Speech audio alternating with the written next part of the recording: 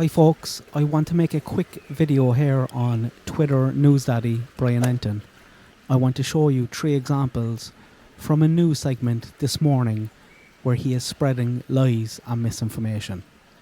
The last time I was critical of Brian and News Nation, I got a false copyright claim applied to this channel by someone on the News Nation team for my troubles.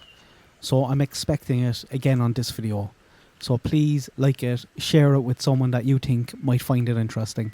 Those false claims went nowhere, it just takes days. I think they know that if I appeal it, it will go nowhere. It's just a bullying tactic trying to silence videos like this.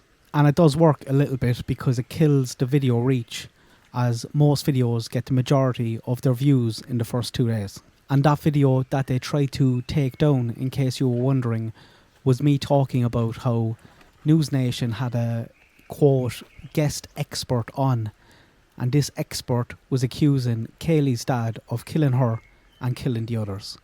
And they aired it. Just disgusting stuff. The other News Nation video I made around the same time was a one where I was talking about Brian Entin. Brian is a true crime god on Twitter. You can't talk bad about Brian. I lost some subs because I opened my mouth and I had a little army come over from Twitter to defend Brian and mock my accent. I know that stuff will happen in advance on some videos, but I just can't help myself in doing them. And I don't care if I'm speaking the truth. It's probably going to happen again here, but it's no big deal. If you're one of my regular subs and you see comments like that under this video, don't snap, don't worry, it's grand. I know from missing some comments in the past that some of you get very insulted on my behalf if you see comments mocking my accent, which is very sweet, but don't waste your time or energy. It's fine, I just delete them. People just adore Brian Entin, they really do. And you might do, and I kind of get it. People like looking at him, telling them their news, gushing about how handsome he is. He made his name in the Gabby Petito case, and he gained a huge following and went full on true crime then. There's an excellent article by Vanity Fair about the Idaho 4 case, and it gives real good insight into Brian and the Idaho frenzy. I'll link that down below in the description. It's well worth a read if you haven't read it. It is a bit long though, so be prepared for that. But it seems we have to go to Vanity Fair these days to get some proper journalism. We don't get that from big news channels. And we don't get that from Brian, it seems. A lot of people have blinkers on when it comes to Brian Entin. He can do no wrong. A comment under a video I seen this week about the Delphi case sums up what a lot of people think about Brian. Brian is the best journalist, and now that Brian is on the case, they're going to start following the Delphi case. I hope someone sends this video to Brian, and I hope he watches it. And Entin, if you are listening, please watch until the end, because you might learn something, and you are coming across as a little bit of a fraud, and in my opinion, you need to do better. You mentioned how you loved the switch from politics to true crime because people are less polarised. The thing is though, you might be able to get away with constant lies and misinformation when it comes to politics, but you won't get away with it when it comes to the real true crime community. This is the second case where you have acted like a bit of a maggot, if we're being honest, and not done proper research. Your lack of journalistic integrity is a factor in communities being ripped apart, and that secret will come out eventually if you don't check yourself. Your right hand points the finger at tragedy pimps, while your left hand is in the pot stirring the shit. If Brian Entin puts out blatant misinformation in one more case, information that can easily be researched, then a subreddit with his name, the same as his Twitter handle, will go live, and all his lies and misinformation will be documented forevermore on the internet for everyone to see. I'm certain there's lots of stuff also that others have seen that I missed, and that page should do very well in the Google ranking for searches for Brian's name. I have come with receipts for every single thing he said this morning. I want to go over everything that he said on Banfield. He's spouting lies and misinformation with regards to the Delphi case. I'll start with the lesser of the lies and the misinformation, but I'm going to play everything that he said. I'll put it into 3 separate parts and then I'll show you with receipts that it's all bullcrap. Here's the first one. Joining me now, News Nation senior national correspondent Brian Entin. So Connie Dillman seems so confident about this. Like, what else makes her think that it's her ex-boyfriend who's the killer? Yeah, this was a big moment tonight, actually. We've never heard from Connie Dillman before. This is all brand new.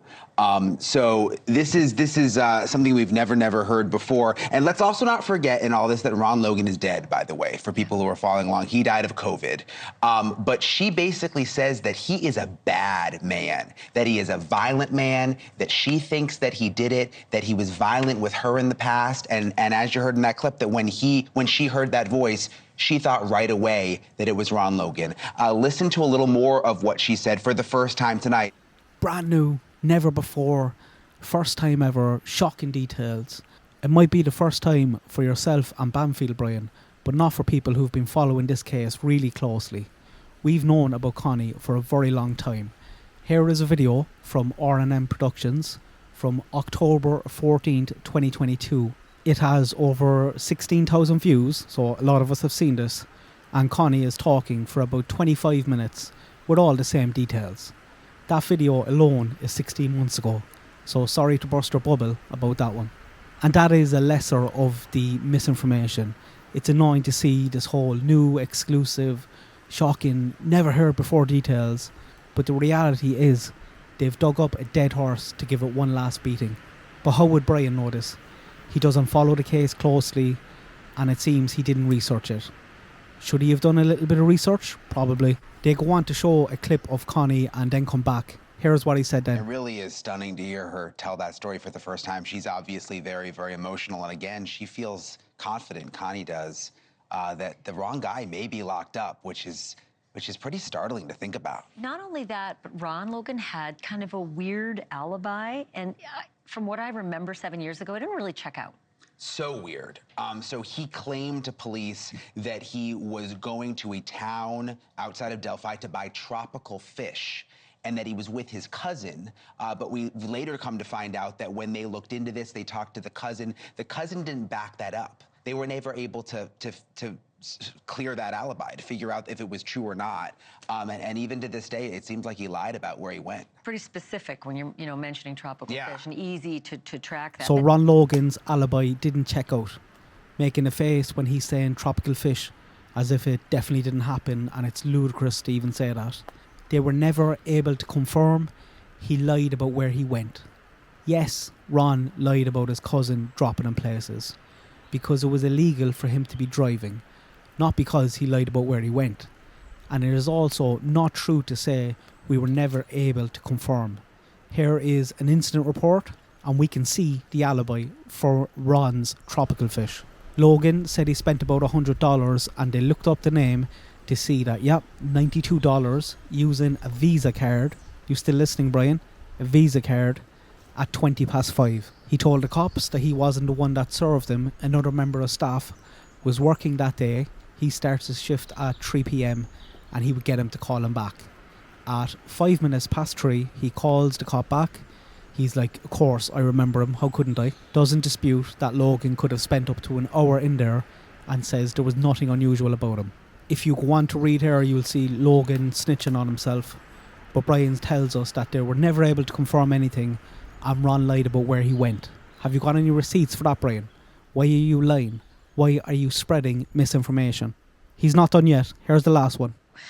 I mean, I've seen it happen, All right, so what about the property? Like, they did look at his property. They actually did investigate, but I feel like it might have been a long lag. They did, but it was a month after the murders.